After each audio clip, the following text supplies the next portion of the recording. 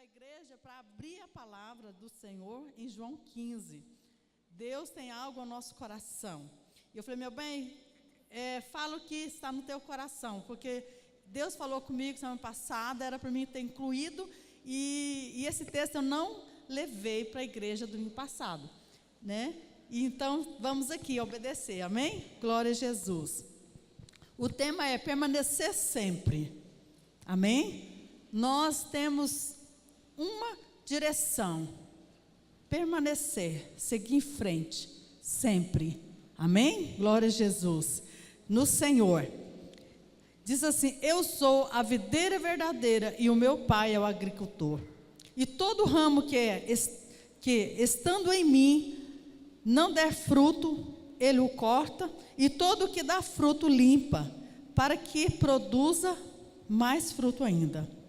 Vós já estáis limpo pela palavra que vos tenho falado.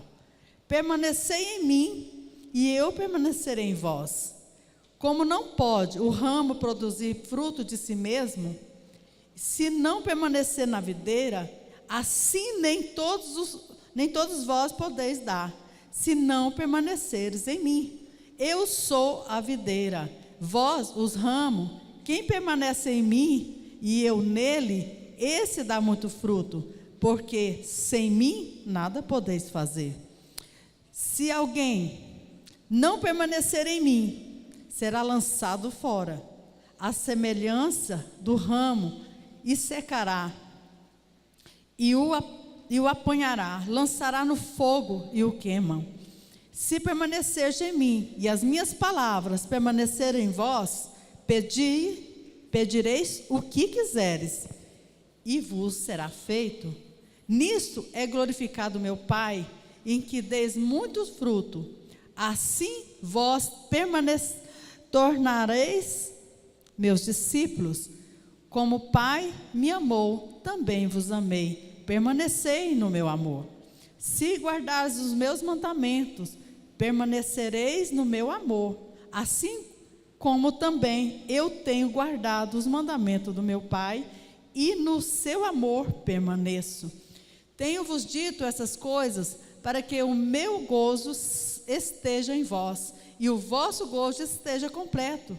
O meu mandamento é este: que amai-vos uns aos outros, assim como eu vos amei. Amém? Glória a Jesus. Glória a Deus. O nosso tema é permanecer sempre. Aqui, nós vemos aqui, né, um texto muito conhecido, todos nós conhecemos bem esse texto, né? No Antigo Testamento, quando a videira representava Israel, amém? No Velho Testamento, todas as vezes que eles sempre ligavam, faziam um símbolo, né? Era simbólico. Quando falava da videira, simbolizava Israel, o povo do Senhor. Jesus afirma que ele é a videira. Então Israel, Israel simboliza uma videira. E aqui Jesus disse que ele era a videira, mas ele era a videira verdadeira. Ele não era uma videira qualquer, ele era uma videira verdadeira. E essa planta, é lógico que ela é uma analogia. Não é que Israel é uma planta. Israel é uma nação. Israel é uma nação cheia de gente, de povos, como o Brasil. Então é uma analogia dessa planta. E Jesus também, ele não é uma planta. Amém, Jesus? Jesus, ele é uma pessoa. Todos nós sabemos, conhecemos Jesus. Então Jesus é uma pessoa, mas ele diz aqui que ele é uma videira verdadeira, e que nós somos os ramos, e nós somos ligados em Jesus. Se o ramo não estiver ligado no tronco, ele não vai dar nada. Nada pode. Ele vai ser algo, nada, não tem nada. Secou, acabou, queimou, pronto. Então Jesus, ele fala bem claro sobre isso. Eu gostaria que vocês abrissem comigo lá em Lucas 13. Não está falando da videira, está falando de uma figueira infrutífera. Vamos ali comigo em Lucas, que também tem um símbolo também de Israel. Amém? Versículos 6 e 7. Eu quero falar hoje sobre permanecer. Glória a Jesus, permanecer. Glória a Deus. 6 e 7. Lucas 6 e 7 diz assim. Aqui fala da figueira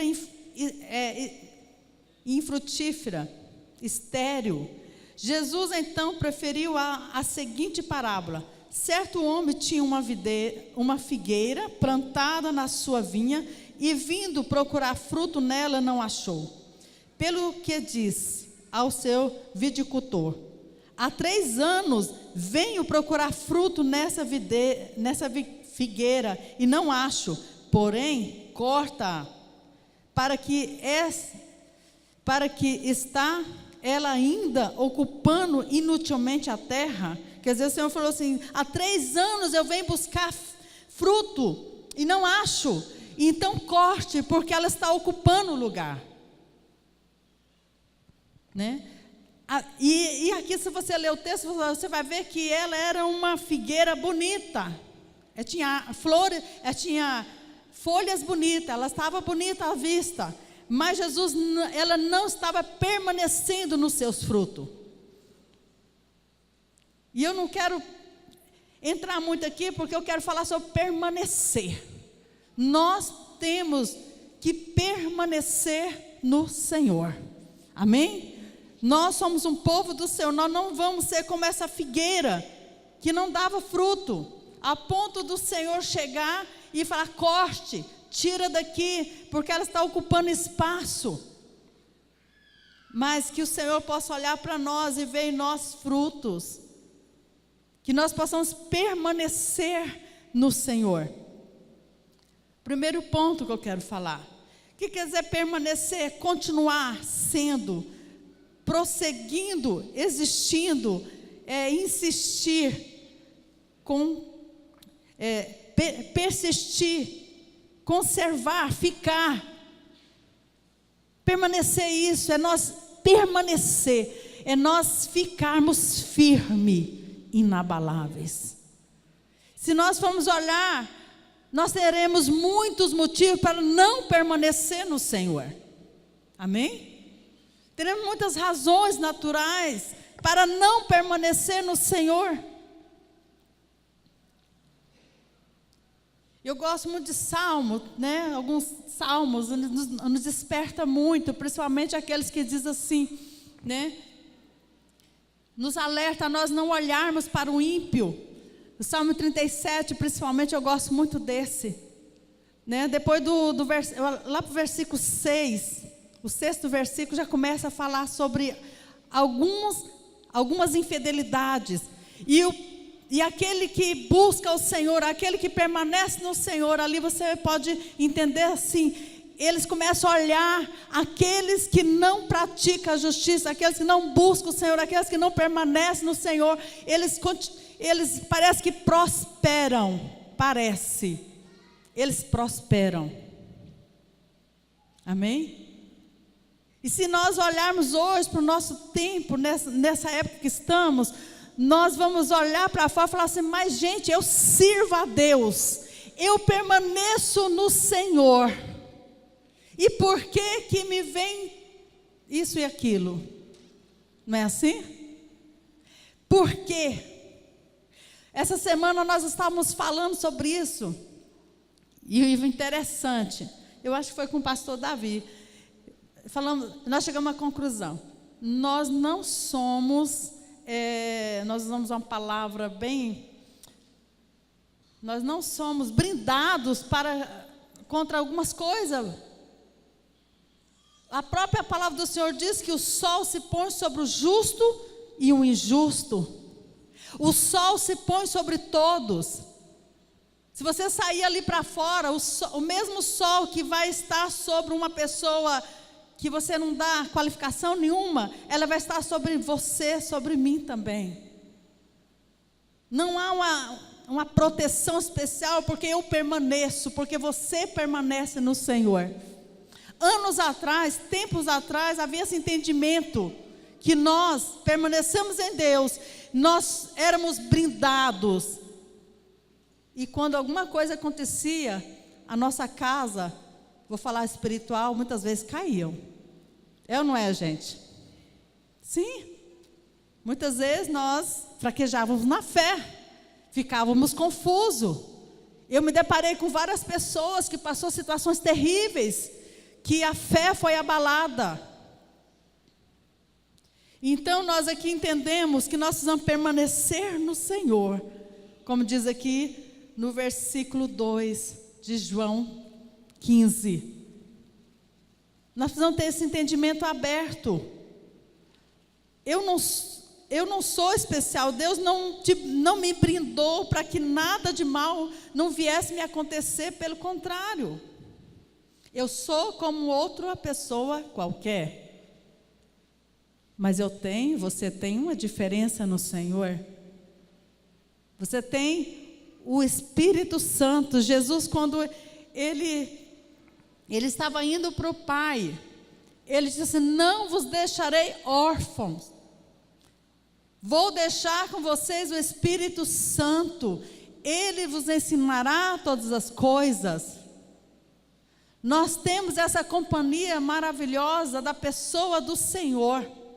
E essa semana alguém falando sobre a cantora Ludmila Ferber, né? Que todos aqui sabem que ela passou por um desafio difícil, né? Está passando ainda, mas assim, a vitória ela já tem garantido, já tem, né, crido nessa vitória.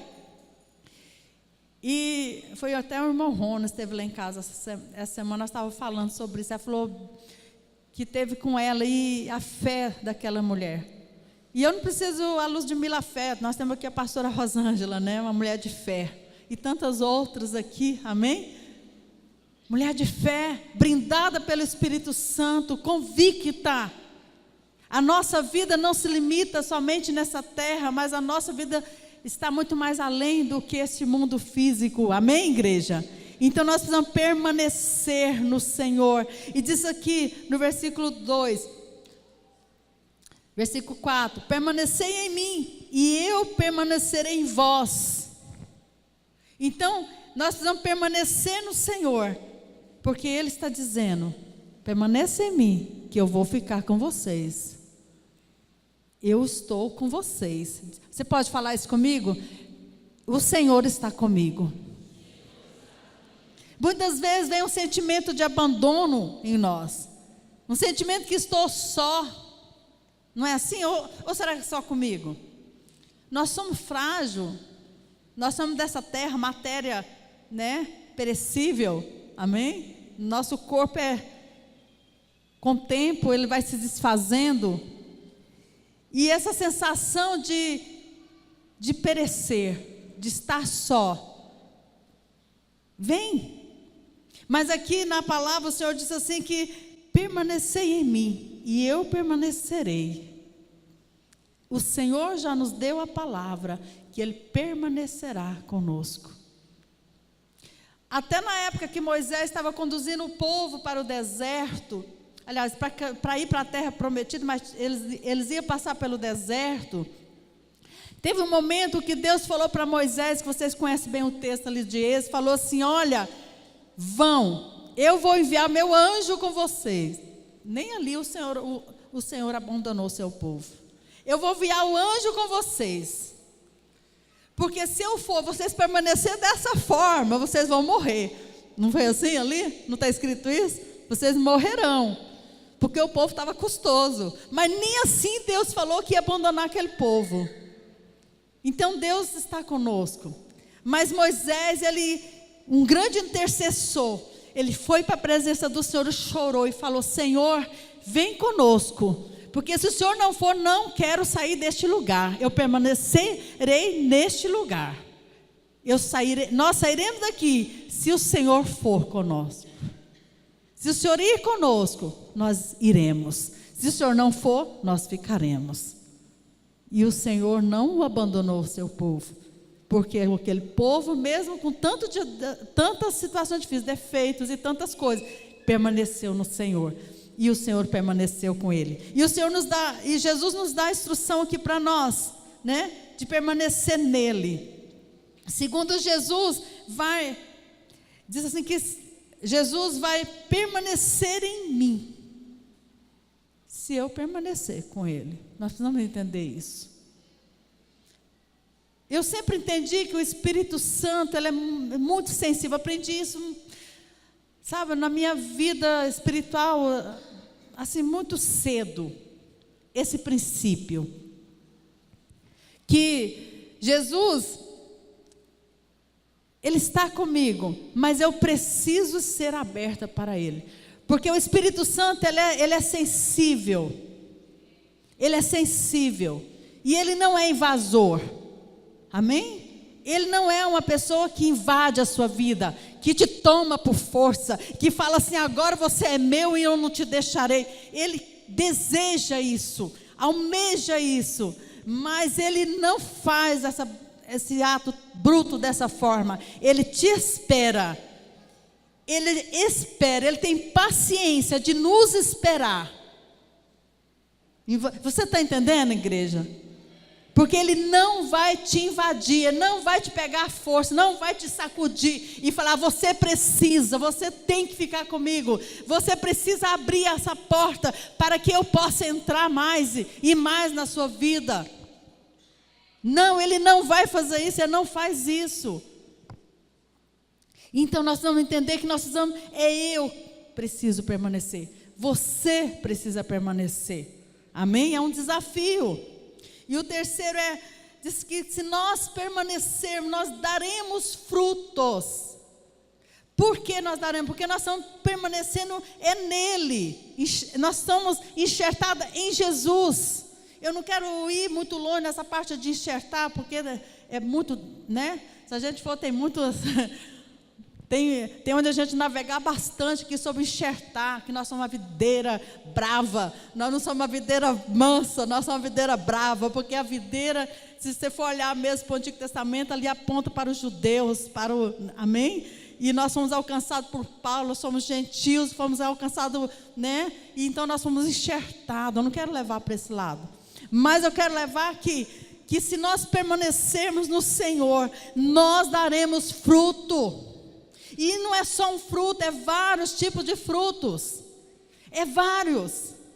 Falar em fruto, eu gosto sempre de orar com minha neta. Ela dorme de vez em quando lá em casa. E eu oro profetizando os frutos do Espírito na vida dela. O fruto do amor, o fruto da paz, o fruto da mansidão. Mas nós daremos frutos que são alma para Jesus. Alcançando as vidas. De várias formas. Então nós temos essa promessa de darmos frutos. Em outra também instrução de Jesus fala aqui conosco, aqui nesse texto, é que nós temos uma liberdade, porque ele disse assim, pedirei, lá no versículo 7, pedirei tudo, pedirei ao Senhor, pedirei a Deus, e o Senhor diz, Ele vai dar. Isso aí me chocou.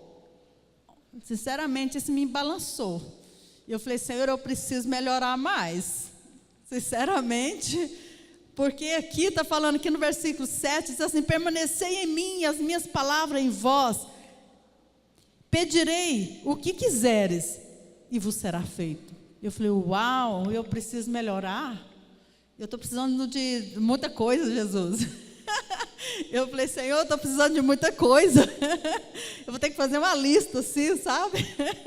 Eu acho que eu vou encher uma folha, outra folha. Eu falei assim, então eu vou ter que rever algumas coisas aqui, né? Olhar para dentro de mim, fazer uma retrospectiva. Eu falei assim, porque é uma liberdade em Deus que eu preciso conquistar mais. Eu não sei você, mas eu preciso conquistar isso, essa liberdade, essa autoridade, essa autonomia de chegar no Senhor, né? De chegar e falar, e logo eu ser atendida, logo você ser atendido. Pensa que maravilha, se essa igreja está ligada na videira verdadeira, se essa igreja que é a Vila Pedroso, Luz para a sua Vila Pedroso, está ligada no Senhor, nós somos um ramo que está produzindo, e todos nós começamos juntos, né, em unidade, clamar ao Senhor por alguma coisa, e Deus começar a responder às orações dessa igreja. Pensa que maravilha que vai ser, que maravilha que será esse negócio. Pensa, igreja. Eu falei, Deus, eu preciso melhorar muito. Eu não sei se você precisa, mas eu caí em si, que verdadeiramente eu preciso muito.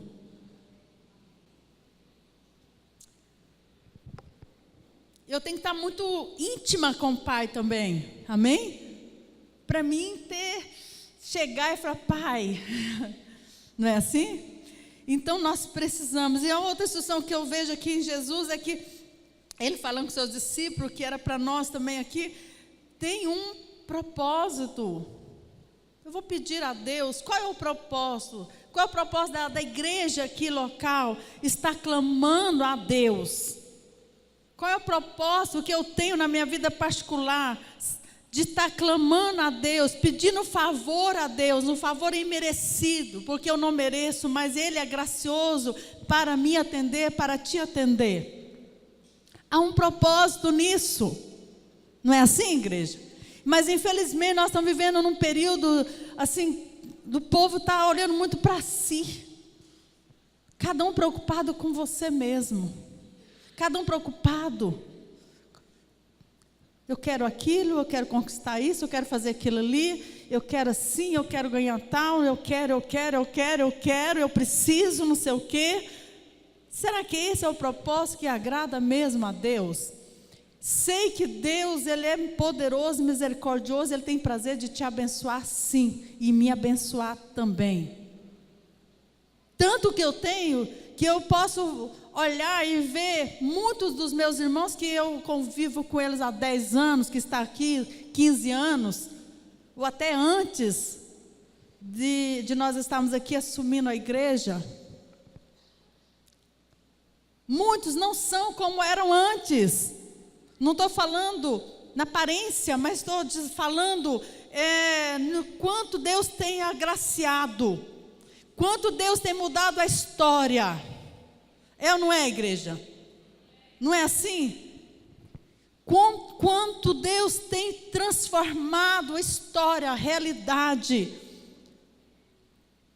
Começando de mim e muitos outros que eu convivo um pouco. Eu tenho visto, isso é maravilhoso, mas tem um propósito nisso. E ontem, de madrugada, meditando nisso, eu me recordei de quando, ali no Recanto das Minas Gerais, quando a minha casa não estava só, sabe, naquela situação difícil, sem cerâmica, sem nada. O meu desejo era a conversão do meu marido. O meu desejo era uma transformação na minha história familiar. Eu falei, Deus, eu preciso de tantas coisas aqui. Eu olhava para as coisas naturais. Eu, Senhor, eu preciso de tantas coisas aqui, mas o que eu mais desejo é ter uma família no Senhor. O que mais eu desejo é ter minhas filhas caminhando nos teus caminhos. O que eu mais desejo? Glorificar o teu nome através da nossa vida. E quando o Senhor quiser me abençoar, será motivo para te glorificar, porque eles vão olhar e vai ver que é o Senhor que fez na minha vida. Então há um porquê, há um propósito de você ser tão abençoado, de você ser tão inteligente, de você ser tão sábia, tão sábio. Há um propósito de você ser tão frutífero. Há um propósito de você ter tanta facilidade de comunicar, de estar em convivência um com os outros. Há um propósito nisso.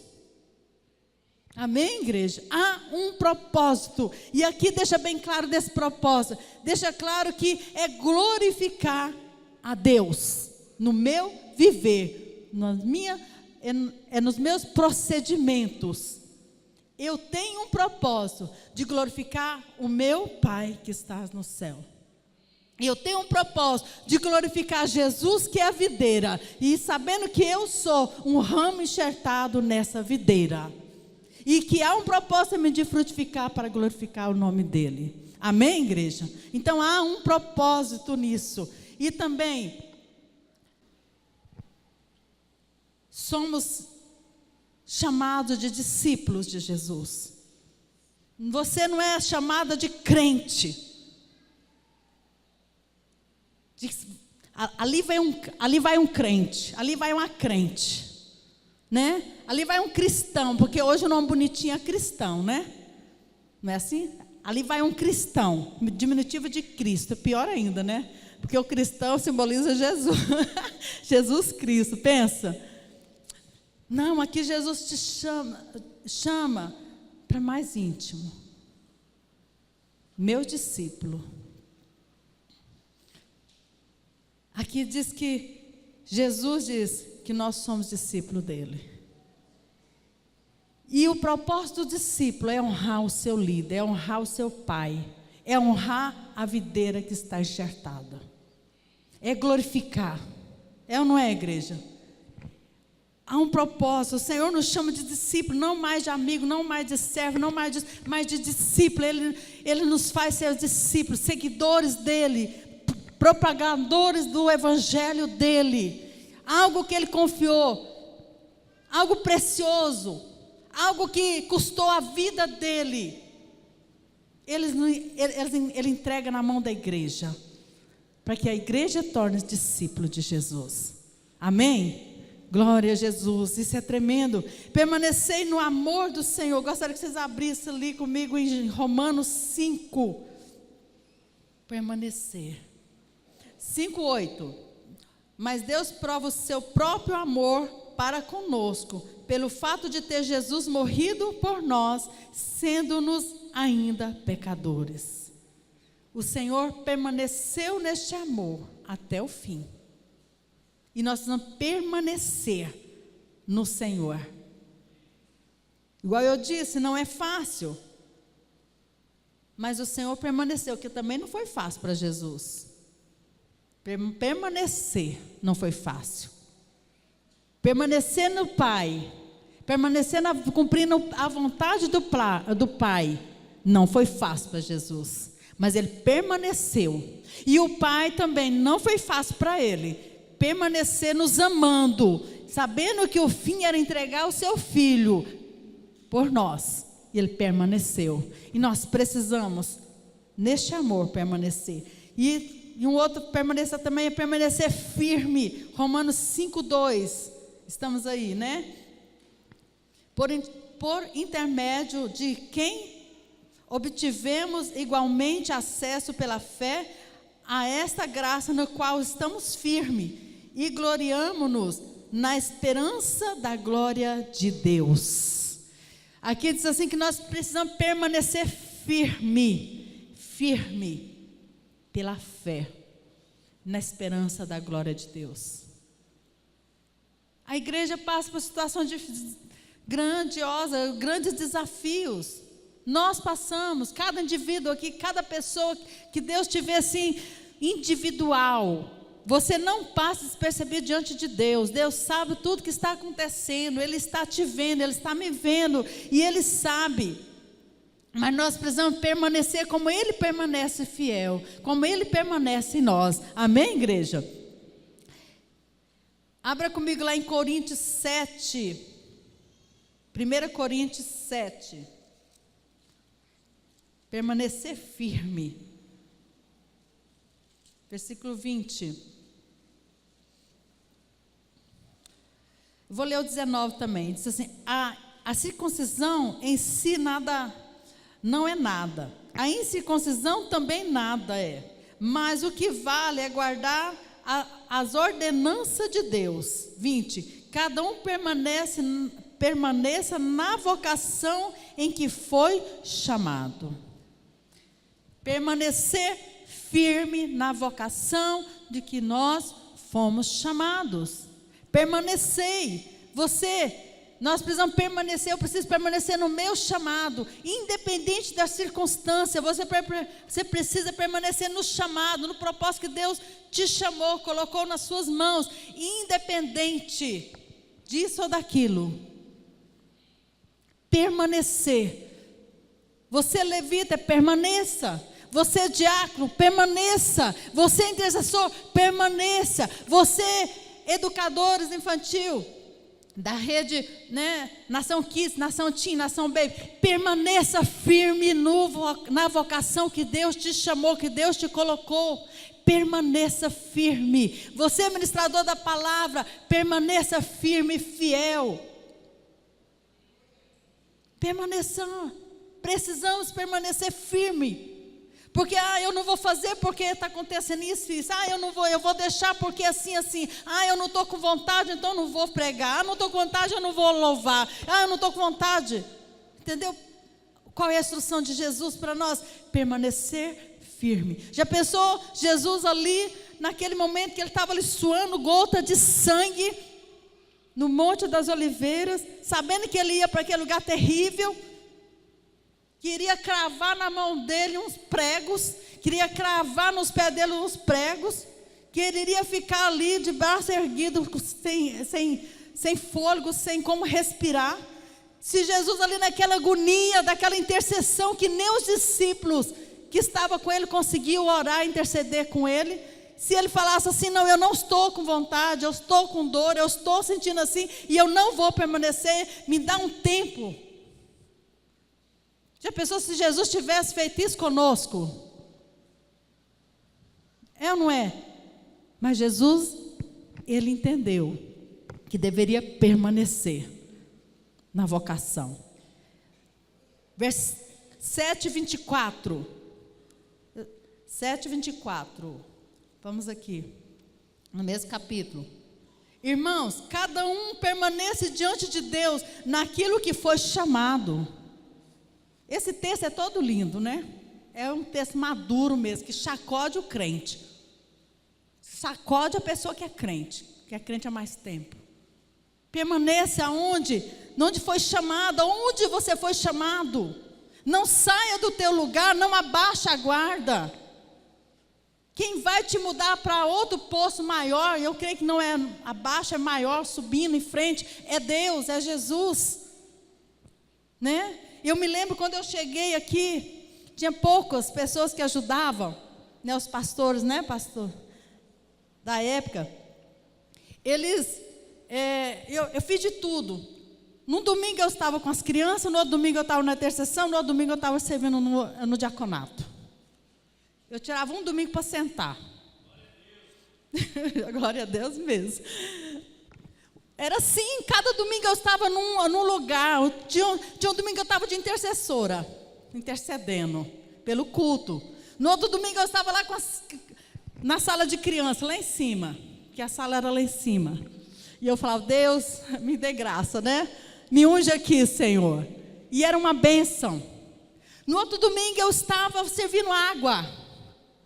Amém? Servindo os irmãos, arrumando a cadeira, apesar que eu não fui uma boa diácona nas cadeiras, viu? Misericórdia de mim. Esse negócio de arrumar cadeira foi terrível. Eu preferi ficar com as crianças em qualquer outro lugar, menos numa cadeira, porque o negócio não sai certinho, o negócio sai assim, ó.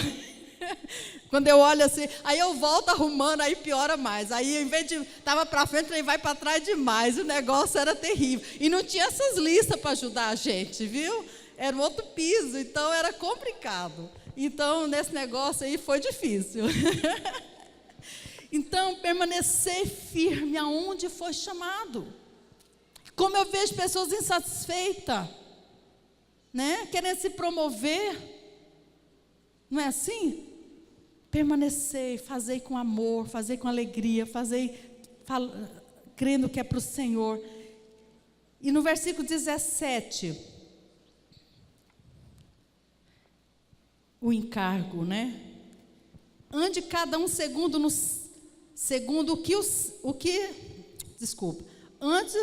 ande cada um segundo o Senhor lhe tem distribuído, cada um conforme que Deus tem chamado. E é assim que ordena a todas as igrejas. O próprio apóstolo Paulo, enviado pelo Senhor, ele foi sendo conduzido pelo Espírito Santo a organizar a igreja de Deus. Porque a igreja de Deus tem que ter organização. E tem hora que eu fico triste, envergonhado, porque é coisa que a gente não precisa estar falando demais. Não precisa, só ter um bom senso. Se eu vou fazer, vocês podem prestar atenção, eu faço com alegria. Eu não faço gemendo. E assim fui sempre. Se eu tiver que lavar banheiro, eu lavo cantando. Eu lavo sentindo alegria. Se eu tiver que fazer alguma coisa, eu faço com alegria. Eu não faço com tristeza. Eu faço porque eu sei que é para Deus. Eu faço porque eu sei que eu vou servir meu irmão. Se eu estou triste, eu estou alegre, eu tô rindo, eu tô te abraçando com alegria no meu coração, porque a minha alegria não se limita nessas coisas naturais, a minha alegria está ligada com os céus, por isso eu faço com alegria no meu coração. Muitas vezes tenho que me anular, para Deus brilhar em mim. Eu preciso me anular muitas vezes, porque se eu não me anular, eu vou impedir o que Deus quer fazer através de mim. E motivo suficiente eu tenho e você tem. Motivo suficiente de tristeza, de decepções, desilusões, frustrações, demais. Temos. Mas nós levantamos a cabeça e seguimos para o alvo, que é Cristo. Essa é a nossa meta no Senhor. Se tiver 5 pessoas, eu estou aqui servindo com alegria. Se tiver 1000, eu estou servindo com a mesma alegria de sempre. Eu aprendi a servir o Senhor tanto com a igreja lotada, com multidões, e como com a igreja mais vazia. Porque eu estou fazendo para Deus. E nós somos chamados para isso, para servir com alegria. Porque nós somos um corpo. Estamos edificando algo especial para Jesus. Isso é lindo demais. Quando eu saio de cabeça erguida. Muitas vezes eu encontro pessoas que não estão aqui. Eu às vezes nem veio aqui. Esses dias mesmo, minha vizinha, ela mexe com um salão e eu fui lá.